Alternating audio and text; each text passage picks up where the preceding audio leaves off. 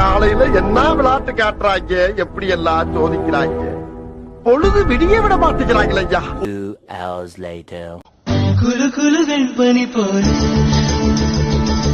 சலசல சல்லடையாக